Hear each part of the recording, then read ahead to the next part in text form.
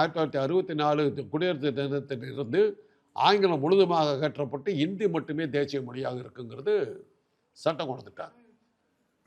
அதனால தான் அன்றைக்கி 64ஆம் வருஷம் அந்த 65ஆம் வருஷம் அந்த ஜனவரி இதில் வந்து அந்த நகலை எல்லாம் கொளுத்தி இது பண்ணும்போது அன்னைக்கு இருந்த காங்கிரஸ்காரர்கள் அது அமைதியாக போயிருக்கும், ஒன்றும் பிரச்சனையே பெருசாக இருந்திருக்காது. மதுரையில் திமுக அலுவலகத்துக்குள்ளார போந்து உள்ளே இருந்தவங்கள அடி போத்த அடித்தோம். அப்போ யார் பெருசாக அடிப்பட்டது யாருன்னாக்கா காளிமுத்து, சீமானுடைய மாமனாராக இருக்கார். அவர் அந்த காளிமுத்து சபாநாயகராக இருந்தார், அமைச்சராக.